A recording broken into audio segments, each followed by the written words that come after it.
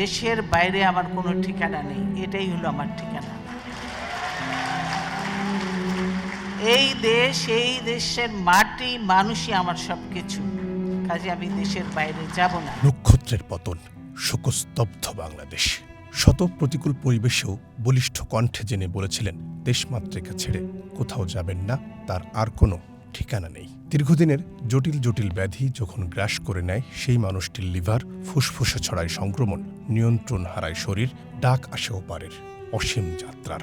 খাদ্যদ্রব্য, চাল, ডাল, তেল সহ নিত্য প্রয়োজনীয় জিনিসের দাম আমরা কমিয়ে জনগণের ক্রয় ক্ষমতার মধ্যে নিয়ে আসব, যাতে মানুষ কিনতে পারে, খেতে পারে পেট ভরে, 3 বেলা তার ব্যবস্থা করব আমরা। মায়ের মমতায় সফলভাবে সামলেছেন পরিবার, গণতান্ত্রিক রাষ্ট্র বিনির্মাণে স্বামীর স্বপ্ন পূরণে তেমনি সফলভাবে পেরিয়েছেন রাজনীতির কণ্টকাকীর্ণ পথ। স্বামীর নির্মম হত্যাকাণ্ডের পর জীবনের কঠিন বাস্তবতায় পরিবার, সমাজ আর রাজনীতির দীর্ঘ সংগ্রামের পথ পেরিয়ে গৃহবধূ থেকে পরিণত হয়েছিলেন দেশের সবচেয়ে জনপ্রিয় নেতাদের একজনে।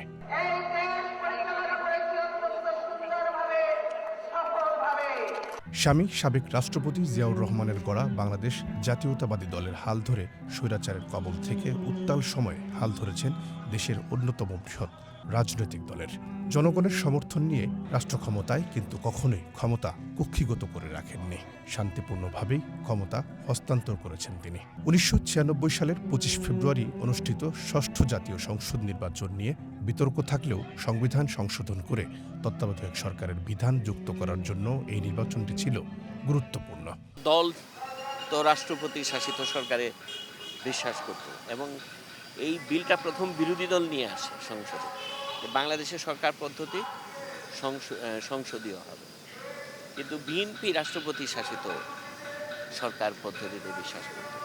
কিন্তু ক্রমাগত মানে ইয়ের মাধ্যমে, মানে কী বলে, আলোচনা পর্যালোচনার মাধ্যমে একসময় খালেদা জিয়া কনভিন্সড হন যে না, আমাদের সংসদীয় পদ্ধতি সরকারে যাওয়া দরকার, এবং তখন তার দলের পক্ষ থেকেও সংসদীয় সরকার পদ্ধতি নিয়ে একটা বিল উত্থাপন করা হয়।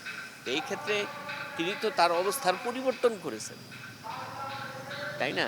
তদানীন্তন বিরোধী দলীয় মানে শেখ হাসিনা তো সংসদীয় সরকারে বিশ্বাস করতেন, কিন্তু শেখ হাসিনা তো রাষ্ট্রপতি, খালেদা জিয়া রাষ্ট্রপতি শাসিত সরকারে বিশ্বাস করতেন। তিনি সেই জায়গা থেকে সরে এসছেন। তার মানে আমি ক্রেডিটটা তাকে বেশি দেবো এই কারণে যে he made a big compromise. তিনি তার এই রাজনৈতিক জীবনে নিজে দেশের প্রধানমন্ত্রী হলেন, তাও একবার না 3 বার। তারপর দলকে সরকারে নিয়ে গেলেন, জেতালেন, এবং বিভিন্ন কমপক্ষে আরও 2 বার তিনি বিরোধী দলে ছিলেন। সুতরাং সব মিলায় আমি তো মনে করি যে তার পলিটিক্যাল কেরিয়ার মানে সাকসেসফুল, অলমোস্ট আমি মনে করি 100%ই তো সাকসেসফুল।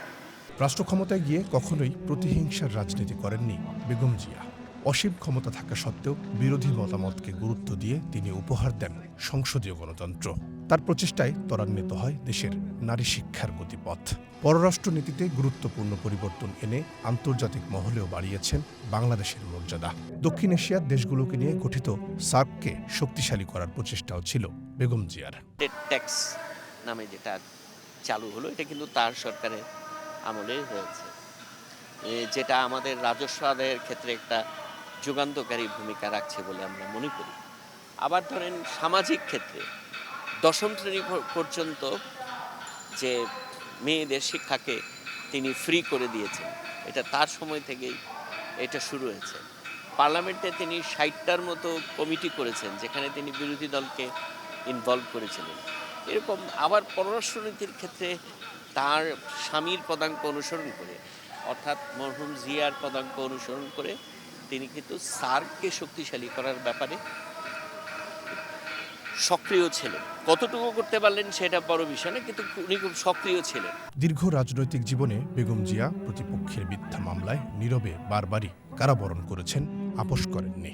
রাজনৈতিক প্রতিহিংসার শিকার হয়ে স্বামীর শেষ স্মৃতির ঘরও হারিয়েছেন তিনি, তবু হারাননি অদম্য মনোবল। পুরোদস্তুর স্বশিক্ষিত বেগম জিয়ার রাজনীতি ছিল ক্যারিশম্যাটিক।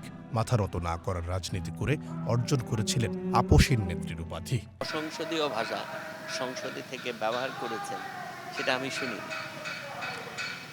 আমার মনে হয় আমি যতটুকু তার সম্পর্কে যতটুকু ক্ষুদ্র জানি যে তিনি মানে ভাষা ব্যবহারের ক্ষেত্রে যথেষ্ট শালীন ছিলেন, সেটা রাজনীতিতেই হোক বা আমি ব্যক্তি পর্যায়েই হোক, তিনি খুবই শালীনতা মেনটেন করেই ভাষা ব্যবহার করেন। তার যে আপসীন যে ইমেজ, এই ইমেজ তাকে বাঁচিয়ে রাখে। উনি না থাকলেও কিচ্ছু যায় আসে না, কিন্তু উনি যে একজন আপসীন নেত্রী ছিলেন এটা মানুষের মনে দীর্ঘদিন জাগরুক থাকে। এটা আমরাও দেখেছি। তাই নিয়ে এই যে ৮৬ নির্বাচনে তিনি গেলেন না, তারপরে এই যে কতগুলো মামলা নিয়ে তিনি কিন্তু দেশ ছাড়লেন না, দেশেই রয়ে গেলেন, তাই না? সুতরাং আমার মনে হয় যে মানে আমি মনে করি স্বাধীনতা উত্তর বাংলাদেশের রাজনীতিতে একজন সফল রাজনীতিবিদ যদি আমি বলি সেটা অবশ্যই খালেদা জিয়া। এই বিশ্লেষকের মতে জাতীয়তাবাদী আদর্শ থেকে সরে না এলে যতদিন বিএনপি থাকবে ততদিনই এই দেশে প্রাসঙ্গিক থাকবেন বেগম খালেদা জিয়া।